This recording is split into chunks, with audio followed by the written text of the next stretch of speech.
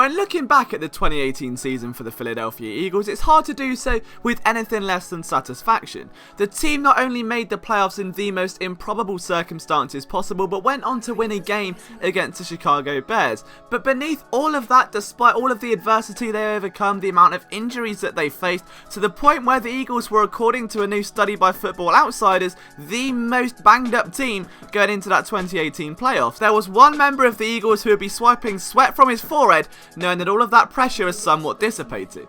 That man is offensive coordinator Mike Groh, the former Eagles wide receivers coach who stepped up to the plate once Frank Reich had departed for the lands of Indianapolis. Groh's first season as an offensive coordinator wasn't exactly filled with riveting success. If there was one quote which defined 2018 in many ways for the Philadelphia Eagles, it would be this: "I don't know if it's been more difficult, but it's been challenging to integrate him." Of course, that's Mike Groh speaking on Golden Tate, but the integration of Golden Tate wasn't even the starting point. The Eagles really struggled to get going in 2018. They averaged just 3.2 points in the first quarter, cutting the 2017 total of 6.4 directly in half, and that ranked them 31st in the NFL. Things really picked up towards the end of the season, but prior to the start of that crucial month of December, the Eagles had scored points on just 3 of 26 opening quarter drives. There's the backfield situation, one that will now hopefully improve given an off-season of strong additions, but the Birds, for what felt like the third year in a row, really struggled to balance the offense. After ranking 6th in rushing attempts per game in 2017, they ranked 21st in Mike Groh's first season as offensive coordinator. By the time the emphasis had been placed, it felt as though it was too little, too late. Let's not forget the constant Zach Ertz is being targeted too much debate, which raged the entire campaign, but for the sake of all of our sanities, we'll leave that buried in the dust for now. And finally, there's the Golden Tate trade, but this is where the case for defending Mike Groh really kicks in. When asked if it was difficult to spread the ball around, Groh's response, which caused absolute chaos for weeks to come, was one of simple honesty and a fair amount of logic. Of course, implementing another slot receiver is going to be difficult, especially at the trade deadline. With the exception of Amari Cooper, I can't think of many wide receivers acquired at the deadline who went on to make an instant impact for their team. They had to get familiar with the playbook, the terminology, the concepts, the quarterback, the timing, the rhythm, the chemistry, and that's on top of moving to a new city, bringing your family, getting settled in. If you don't believe me, let's just have a look at some of the most poignant mid-season trades from the last few years. Remember Percy Harvin? The Seahawks traded him to the New York Jets in the heart of 2014. He would play 8 games for the Jets that year, totaling 460 all-purpose yards before being cut by the team in March. What about Randy Moss, one of the most legendary receivers of all time? He reunited with the Vikings in 2010 after being traded away from the Patriots. He caught 13 passes in 4 games before Brad Childress released him. Like Carson Wentz, Brett Favre needed a deep threat that year, and it was assumed the best in the game could fill that void.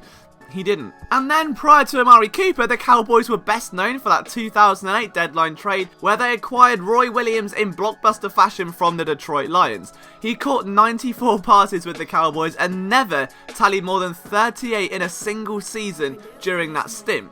The Cowboys gave up a plethora of assets in exchange for very little. The Eagles acquired Golden Tate with the hopes that if they can make it to the postseason, he would provide enough of an injection to give the offense an advantage. And looking back on that clutch touchdown against Chicago, I'd say it panned out pretty well. But Groh should get a pass for just about everything that transpired last season. As we all know, the offense looked very different when Nick Foles was at the helm, and it just so happens that from week 14 of 2017 through week 3 of 2018, the offense was crafted with Foles at the epicenter, preparing for the now Super Bowl 52 MVP to become the starter. Receivers got used to the timing of Foles, the placement of Foles, the concepts the team ran to benefit his skill set. Of course, Peterson condensed down the offense, took out a lot more of those plays where scrambling optionality was a thing in order to give Foles quick releases and move the ball down the field. If that wasn't enough, I've said this on a million podcasts, but the most important relationship on a football team is arguably between the quarterback and the offensive coordinator.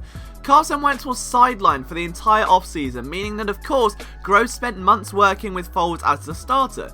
Their relationship was bound to take time to marinate, but nothing worth having comes easy, and the Eagles had to fight for every last yard with what little resources they had to start the year. But now the seeds are really starting to blossom. Throughout all of the setbacks and a complete lack of being on the same page, Wentz still ended his third year with a career-high completion percentage, which speaks volumes considering even that year ended prematurely due to injury. However, now there's no excuses. Groh has an offense that personnel-wise is easily among the most lethal in the NFL, a healthy Carson Wentz with whom he gets to spend a full off-season with, a dynamic receiving group that when partnered with the tight ends portray a terrifying red zone package, and a revived backfield that includes a second-round pick and one of the most dominant north-south runners in recent memory. Giving Mike Groh a pass in his first season as offensive coordinator should be easy enough, but make no mistake, if those same errors crawl out of the soil for the second year in a row, despite optimal scenarios for success, much heavier questions will indeed have to be asked. But what do you think about Mike Groh? Did you forget about his first season in Philadelphia? Did the success of the playoffs somewhat subtract from the overhanging concerns that many had,